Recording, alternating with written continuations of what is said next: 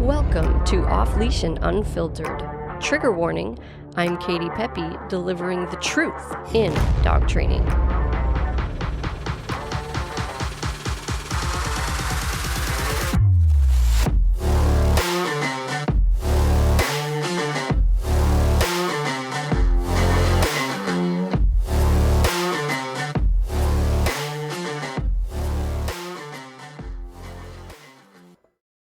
Hey everybody, this is your host, Katie Pepe. Before we jump in, I just wanted to take a quick second and remind you to hit the subscribe button because that helps us so much. We appreciate every subscribe and follow, and we have so much valuable information we want to share with you, so we don't want you to miss an episode. Without further ado, let's jump in.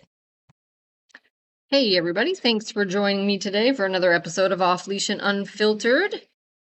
And getting back on track here, trying to stay on schedule and quit leaving you guys with these big gaps in episode timing.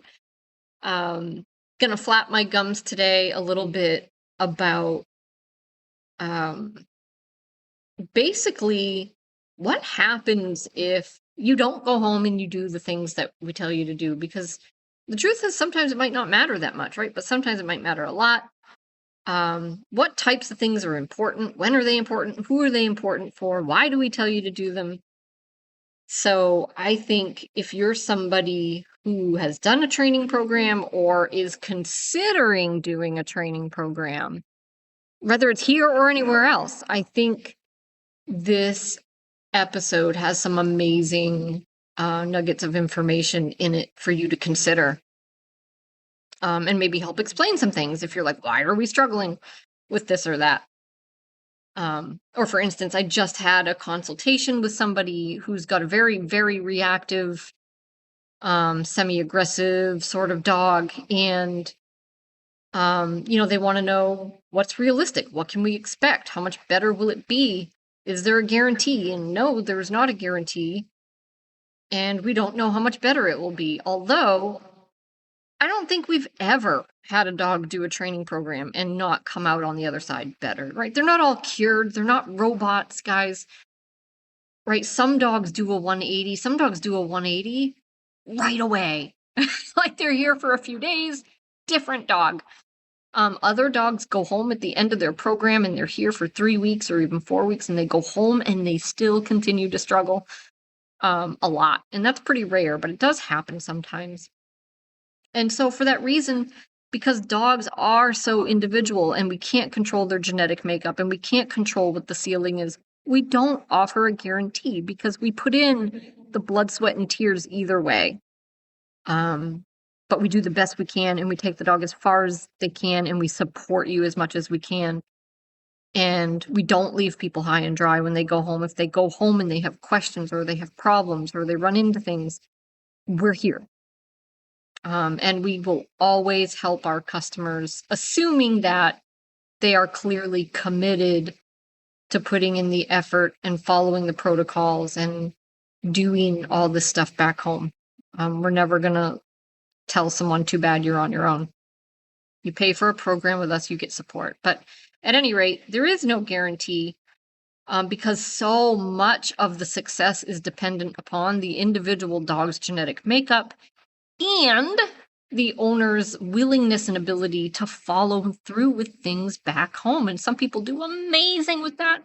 And every once in a while, people don't. And they don't do any of it, which is hard to believe because it's such an investment. But it does happen sometimes, especially if they have major life events. Like sometimes the train just goes off the tracks. But the good news is you can always get it back on.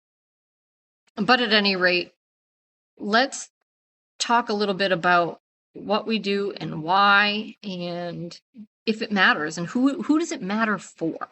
Okay, so we offer a couple of different board and train programs, right? We have our 2-week Goal Digger program. Fantastic program. What I love about this program is it's pretty short. So 2 weeks might sound like a long time to be away from your dog, but most board and train programs are much longer than that, guys. 2 weeks in the grand scheme of things, in the grand scheme of like hopefully how long your dog is going to be with you, is not very much time. And keep in mind how much we're trying to teach your dog 2 weeks, not a lot of time. However, we're pretty good at it and we can usually get it done. We always get it done. Again, doesn't mean the dog's a robot when they go home, but they have a very good understanding of all the skills, all the commands, and what the e-collar means, where it's coming from, how to respond to it. So we put lots and lots of time into that. And so in that 2-week program, we are not dealing with dogs that have behavioral issues. Doesn't mean they're perfect, right? They might pull on the leash, they might jump on people, they might get a little excitable sometimes, they might even counter surf and, nuisance behaviors like that. But we're not dealing with any serious nervous system stuff. We're not dealing with serious separation anxiety, aggression, reactivity, resource guarding. We don't do that stuff in our 2-week program. So when you do the 2-week Goal Digger program with us, we still send you home with a set of instructions saying to use a very high level of structure. So there's nobody that goes home without those instructions. That's always the instruction. Even though all dogs are wildly different, this is the instruction we give everybody.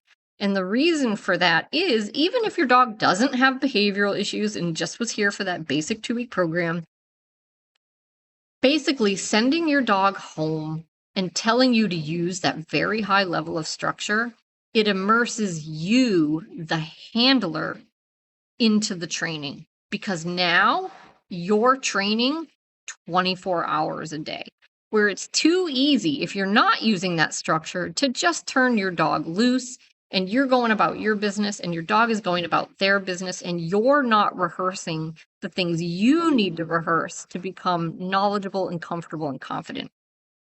So I always compare it to learning a foreign language.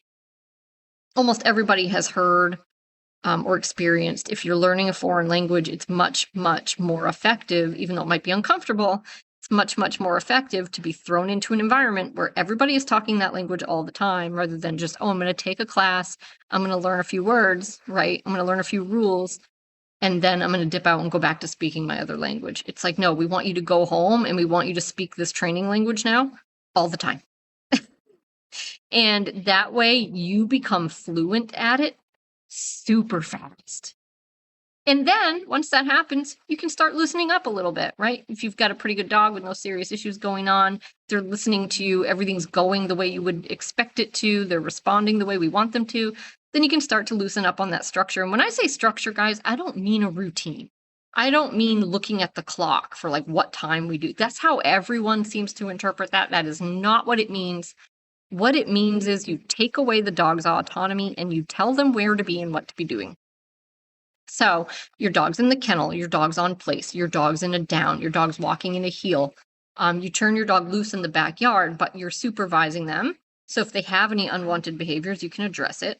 And so you can throw in some commands here and there, maybe like throw in some recalls and some downs. Or even if you're playing, like structured play, you can ask them to drop their toy and things of that nature, right? So your dog isn't just choosing where to be, what to be doing, what corner to lay in, what couch to get on, what toy to play with, what window to look out. They're rehearsing listening to you, and you're rehearsing giving instruction and following through, and getting fluent with your e-collar, and getting fluent with what to do when your dog doesn't listen or gets distracted or gets excited. Because those are things that don't come naturally, and it takes a little bit of time to just get good at it. It doesn't take long, right? But it happens much, much faster if you're doing it all day. Now, I understand that you can't just focus on your dog all day, but that's also the point in the structure, right? If you can't be supervising your dog, giving them instruction, enforcing boundaries, you put them in their kennel. You just put them in their crate. It's easy. And that's another piece that is somewhat unnatural to a lot of folks. The kennel should be part of your day, even when you're home and even when you're awake. If you are not in a position to monitor your dog and give them feedback, they should be in their kennel, at least for now.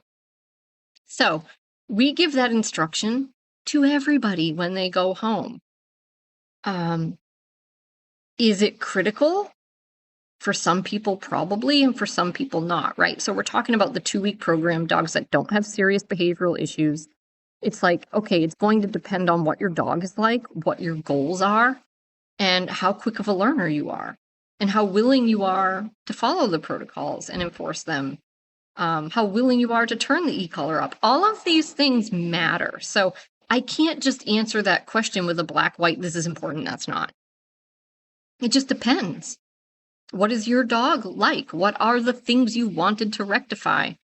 How sensitive or pushy is your dog? How consistent are you with following through? How easy is it for you to grab the e-collar and know what to do with it? Do you have to think about it? Does it take you a long time? Because we want to get you to a place where it's easy, it's natural, and you're confident and your dog is responding the way they should. And so the best, safest bet is to just do it.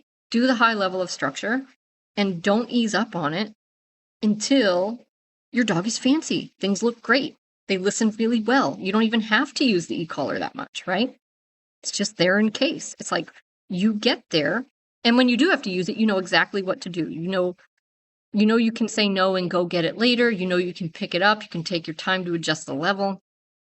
You know roughly what level your dog's probably going to respond to in different environments with different distractions. It's like once you get there and you're pretty fluent at it, okay, loosen up. Now, we have some folks that walk out of here on day one and they're just very comfortable with it. They're not, people tend to be worried and panicky with the e-collar. That's very normal. But some people aren't. They're very, very comfortable with it right away. They pick up on it quickly. We're just clicking. We're on the same wavelength. And especially if they have a dog that's fairly easy, very responsive, pretty sensitive, right? Those people, it's probably not as big of a deal. Like, I'm sure we have people go home and they just don't do the structure stuff at all. I don't recommend that. But for some people, that probably works. That's the truth.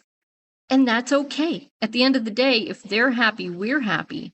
But we really like to see people get the full benefit out of their training investment. They pay us a lot of money to train their dogs to listen, and we want to make sure at the end of the day when we send the dog home that they have a dog that listens. And so this is the recipe to give us and you the highest rate of success and end up with a dog that listens really well. And that we're not having to constantly nag, because that's important too, right? A lot of people, they can get their dog to listen, but it's always a lot of effort, and we don't want that for you. We want your dog to just develop a relationship with you where they know they have to listen. So that's why we tell you to do all that stuff.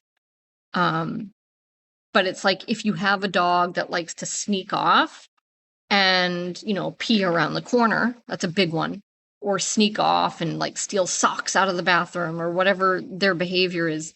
If you have a sneaky dog with behaviors like that, absolutely critical that you use the structure, right? So those are dogs that might not have quote unquote serious behavioral issues, but they have this little nuisance behavior that's very sneaky. And if you have one of those sneaky dogs and you don't utilize this structure the way we're telling you to in the beginning, you'll be dealing with that forever. Almost certainly. But otherwise, if you don't have that going on, then maybe it's not as big of a deal, right? I would say another example is if you have a dog that just goes buck wild outside, and just like leaves you in the dust and hangs up the phone and gets so excited and doesn't hear you, doesn't see you, doesn't care what's going on, like they're in the zone, they get locked onto things. Okay, even if your dog is good in the house, you need to be doing this stuff in the house. You need to be enforcing things in the house. You need to challenge your dog in the house. Yes, I know they're good. Yes, I know that's not your problem, but you can't just let your dog wander around in the house autonomously, never challenge them in any way, never ask them for anything that's inconvenient, never ask them to resist an impulse, and then go outside where things have been historically very, very challenging for your dog and let them encounter these extreme distractions and expect that they're just going to listen like it's magic or something. You need to give your dog the rehearsal and develop that relationship inside your own four walls, right? Because we already know things are difficult outside. You don't want to wait until things are difficult to do it. So that's why we tell you to do all these things that we tell you to do. And like I said, some dogs are easier than others. And it might not be as important or as big of a deal if you don't do everything the exact way we do it, right? If you don't make your dog hold it down in the car, and hold that down even when you pull in and even when you open the door and all those things that we do, it's like, if your dog isn't super excitable and is sensitive and responsive, maybe it doesn't matter, right? But we teach it to all dogs because maximum chance of success for everybody, and just uniformity and consistency. And this is what we find, no matter where your dog is, right? Picture behavior as a big circle. No matter where your dog is in the circle, these protocols draw them into the center, where things are the most stable, most predictable, most reliable, most trustworthy. And so the more loose ends you leave untied, the more your dog floats away from that center, right? And things might not be as good as you want them to be. But again, it's just so highly dependent on who your dog is and also who you are and how comfortable you are with the training and with the e-collar and how fluent you are with it and how natural it's become for you. And do you know what to do? And are you willing to do it? So if you're one of those people that cringe every time you pick it up, it's important for you to implement as much of this as possible, because we need to get you over that hurdle where you get more comfortable with that physical line of communication, because that is the training, guys. And I do pick on people when they come back for their follow-up or even at their go-home lesson if they say something to the effect of they only use it when necessary. And it's like, that sounds like common sense, and maybe it is, and maybe there's nothing wrong with that. But when I hear that, what I hear is they don't like to use it. And so I will latch on to that. I absolutely will. Phrases like, we only use it when necessary, or I don't like to use it if I don't have to, or, anything about a second chance or a warning. Those are things we latch onto,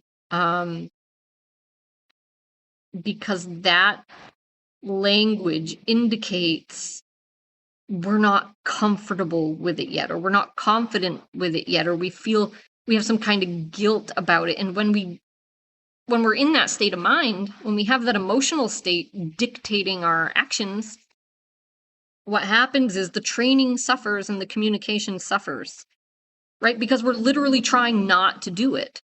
And so there's no way for that not to bite you in the ass. And so the more you do it, the more you get to see, oh, this is fine. Number one, it's effective. I don't have to yell anymore. Number two, it doesn't break my dog. Number three, they don't take it personally. Number four, it doesn't damage our relationship. They seem to love me more than ever, right? So seeing is believing. So you have to do and see and get comfortable. And then you love it, right? Because you have this deeper line of communication with your dog that you've never had before. But so that's why we tell you to go home and do all these things. Our door protocols are pretty stringent. Our feeding protocols are pretty stringent. Do they matter? Yeah. Are they critical for everybody? Probably not. Probably not. But it's like, what are your issues with your dog and what are your goals? What is your dog's personality? Right? But what I like to caution people with over and over again, I hear that, inside the house isn't a problem, or eating isn't a problem, or the door isn't a problem, or whatever isn't a problem. And it's like, I know, but things are tied together. So if the problem you do have with your dog is an impulse-related problem or an arousal-related problem, then you can literally rehearse that in a million other scenarios all day.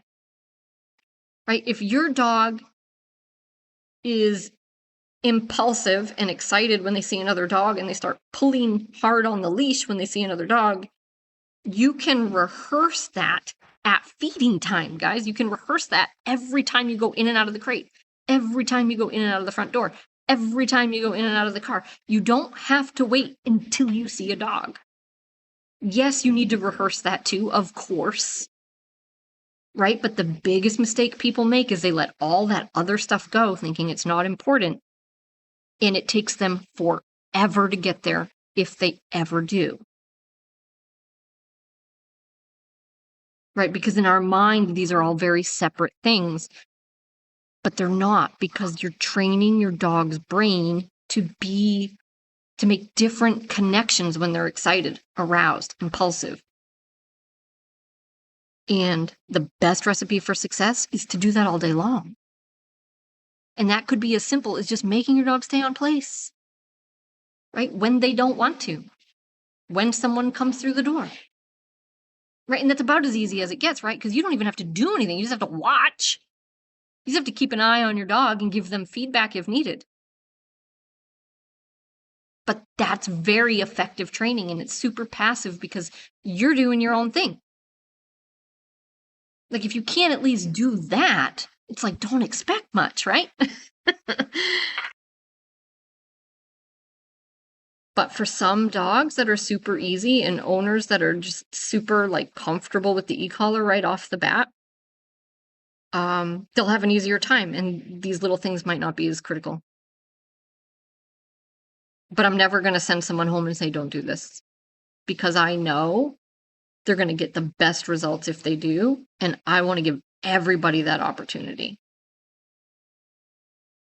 Right? So the takeaway here is, if you have a dog with no serious behavioral issues, this stuff is still super, super valuable. We urge everybody to do it, especially if your dog has sneaky behaviors or gets excitable about things.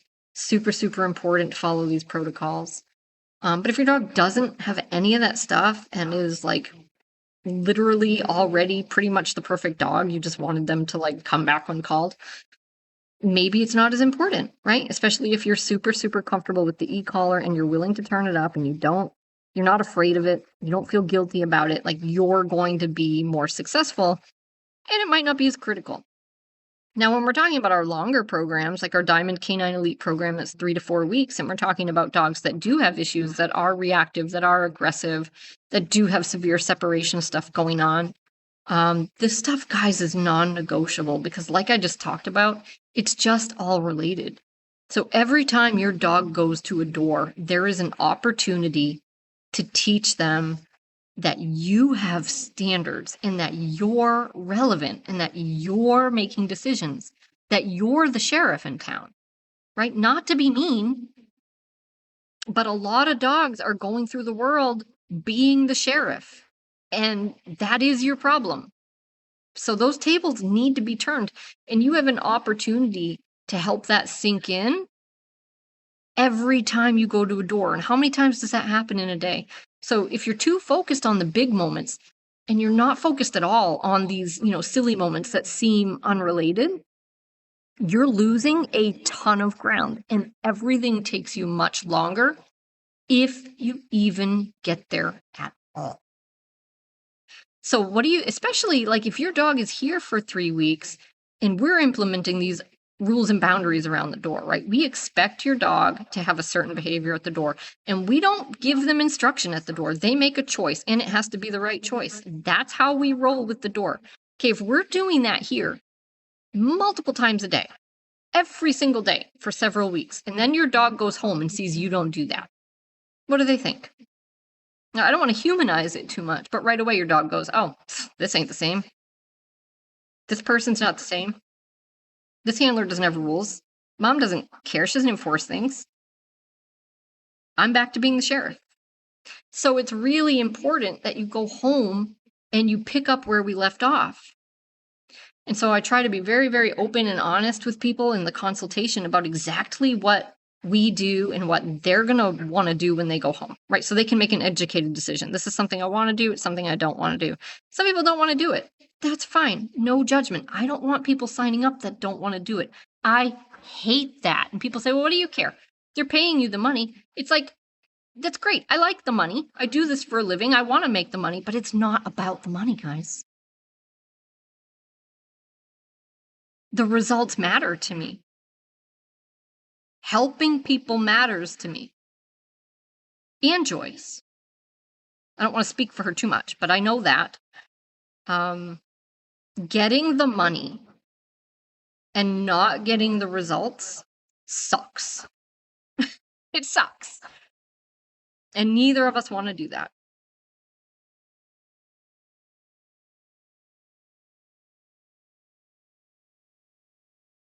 And so the reason we send you home with so many detailed protocols is because we know that is our best shot to get you exactly where you want to go or even exceed your expectations.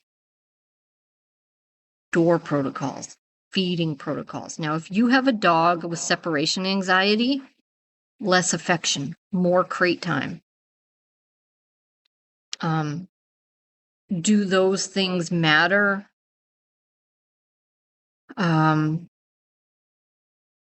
If you don't have a dog with that problem, maybe. A lot of affection can create, again, sort of that sense of, and I don't want to humanize it too much, but it's like the more affection you pay your dog, the weaker of a position you're in, right? So that sounds stupid, but it's true in a sense, right? Your dog doesn't really understand why we do the things we do or what words we're saying when we're talking to them. They just see and feel softness, right? And so if you're constantly presenting your dog with softness, that puts them in a position where they should take the lead. They should hold the fort down. They should guard the house. They should, all those things, right? It can make, especially if you have a dog that's uncertain and kind of nervy, it can make them absolutely frantic. To what degree, again, it heavily depends on the dog. But that's why really a dog with any serious behavioral issues, we don't want you smothering them with affection for now. We want you to dial that back. Doesn't mean you can't pet your dog, but we want you to be much more dialed back and intentional about it. Right? Snuggling on the couch all day, not a good idea right now. Maybe down the road, but give it some time. It's a marathon, not a sprint. So you need to take the time and put in the effort and do the hard stuff to just kind of change your relationship and change your dog's view of their environment and their world and of you. You need to show your dog another side of you that isn't all softness, that actually can set boundaries, that actually can make decisions, that actually can follow through and enforce them, that actually can issue a negative consequence sometimes. Instead of someone that just snuggles and makes out with them all day. Sorry, I know nobody's doing that. It's gross, but that's what I call it. That's what I call it when you're overly affectionate with your dog, or when you let a stranger be overly affectionate with your dog. Those things can really matter. And the more these behaviors, the more intense the behaviors are and the more genetically ingrained they seem to be, the more they just characterize the overall personality of the dog, the more critical and important it is to go all out with everything. And a lot of dogs aren't that severe. They're more like middle of the road, right? But it's like watch and observe, if you want to know how things affect your dog. But we've had lots of people go home after a program with a dog with severe separation anxiety and things are good for a little bit and then it goes off the rails. And they'll tell me they're giving the dog tons of attention. They'll tell me they're snuggling on the couch with the dog. And okay, your dog is telling you that's not working, right? It's not me telling you that. The dog is telling you that. You have to take the time, guys, and I like this language. You have to take the time to build something new with your dog. And that's what our training programs do.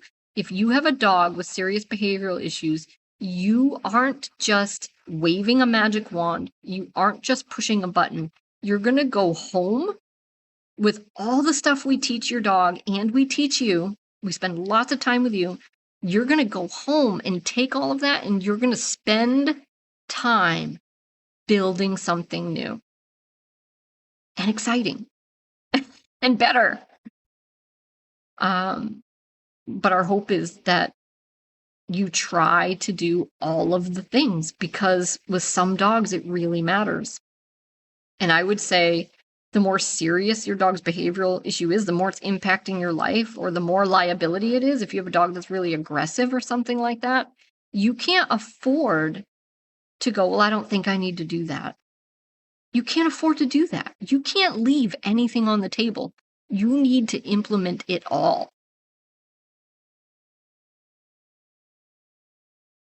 And there might be some things that don't matter. But guess what? I don't want to find out. Do you? It's like, let's just do it all.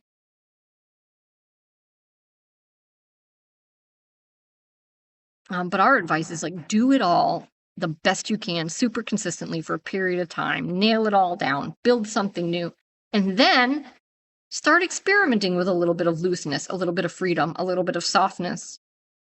Let the dog sleep in your bed and see if things change, because I'll tell you what, we hear all the time it does.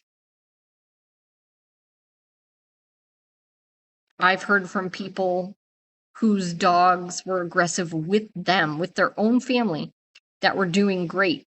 First time the dog slept in the bed with them, the next day, bam, bit them again.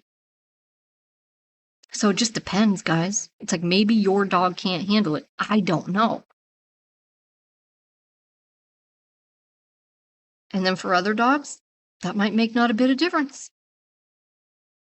But most dogs, we definitely see the level of softness in their daily life and the lack of structure plays a huge role in their behavioral issues. Huge.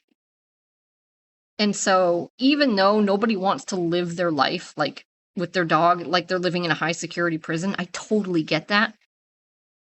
Guys, it's not necessarily forever, right? You got to do it for now. Build something new. People want the benefits before they've taken the time to build the thing. Build something new, and then, right, you need that foundation. And then you can start molding things into maybe a more casual, relaxed way of living. Right? As long as but your dog will always need to know that you're serious. They will always need to know that there's accountability. They will always need to believe that you truly enforce rules and boundaries. When your dog stops believing that, you're fucked. Just to put it bluntly. Okay? So I would say when you do get things nailed down, yes, we want you to start experimenting with a little freedom, a little looseness, a little more of whatever those things are you want to do with your dog. Absolutely. Start filtering that stuff in, but just don't do it all at once. Do it slowly. And when you start doing it, be ready to provide consequences, because that just might be the pivotal moment that decides, will your dog be able to have this freedom or not? Will your dog be able to have this luxury, this softness or not? Right? So you start letting your dog sleep in the bed, or you start letting your dog roam around the house a little. When you do that and your dog thinks about doing the old thing they used to do, they need to see that even though you've softened up a little, even though you've loosened up a little, those consequences didn't go away. And if you can prove that, then you might just be golden and you might be able to live the way you want to live with your dog. And they'll go, oh, okay, I'm getting more pets, or I'm getting more couch time, or I'm getting more freedom, or whatever it is. But that shit hasn't changed. I still can't act like an asshole. I can't do that stuff. Right? And that's where you start to balance that all out and have a shot at actually living the life you want to live with your dog.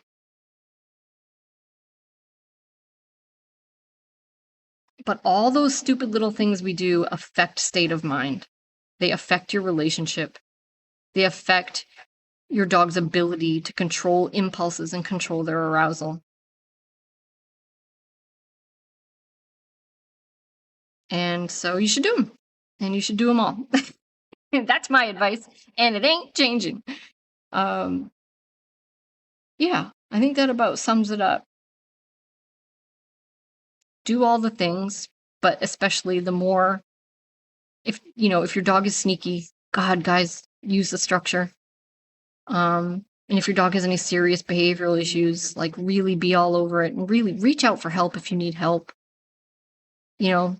I think a lot of the people listening to this are my clients. Like, I'm always here to support you. But whoever your trainer is, if you have a trainer, like if things aren't where you want them to be, you have to help yourself. You have to reach out and ask those questions and get the support. And most of the time, even with just basic obedience, like we have so many folks that are just like, oh, we need a refresher. Oh, you need some brushing up. And it's like, the dog does not need a refresher. The dog does not need to be brushed up. You have stopped holding the dog accountable and he knows it. Like, there's nothing else going on there. That's all it is. So like I said, if your dog believes that rules are real and they're enforced, then you're fine. If they don't believe that, you're not fine. So it really all boils down to, what are you doing when your dog does that? It sounds oversimplified, but it really isn't.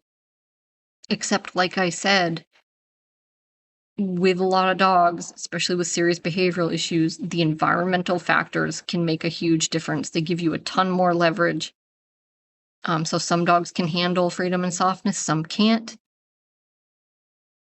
Some dogs, you have to leverage every single moment, all the doors, all the feedings, all the walks need to be in heel. You need to be stringent about enforcing the heel and what it means and where they should be walking and the auto sit, right? Because some dogs, and there aren't a ton of them, but some dogs, if you don't do that stuff, then they just go, oh, it's out the window and I'm back to doing my old stuff. I had a dog like that. There aren't a lot of dogs like that. Most dogs, you start out like that when you go home and you can ease out of it and sort of, you still want to have your rules and boundaries and absolutely enforce them, right? You absolutely never want to stray away from, you do what I say. That never goes away for any dog ever. That's so important. If they stop believing it, they just stop doing it. That's normal. That's not the dog forgetting. That's you saying, I don't care anymore.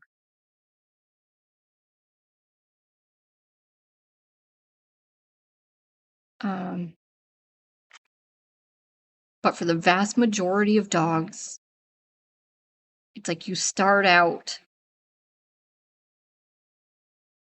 covering all of your bases from every angle, nailing everything down, really developing that relationship with your dog, really clarifying all the rules and boundaries, doing all the stuff, resisting all the impulses, right? Doing all the hard stuff. And then from there, something else now has room to grow. And you can start introducing slowly some luxuries, some freedom, some softness. And do it slowly, because then you can see how it affects your dog and where those lines are with your dog. Most dogs just need to go home and reestablish that new relationship, that new way of living. And then after that, they just need to believe that it's still there, even once you loosen up. Right? And they'll just be the best version of themselves, guys. And it's the greatest gift you can give your dog, right? Because now a dog that listens to you is the safest dog. I talked about that on my last episode. And you can take them more places. You can have people over. You can do things with them. You can trust them more. You can include them more, right? And the crate's still there. I'm not saying you won't use it anymore. But everything just gets so much safer and so much more enjoyable. But the small moments matter. Hey guys, thanks for joining us today. I really hope you enjoyed the show. If there's a specific topic you'd like to hear discussed, you can send that to me directly via email or fan mail. Just jump down into the show notes. That information will be there for you. I really look forward to hearing from you. Thanks for supporting the show, and I look forward to next time.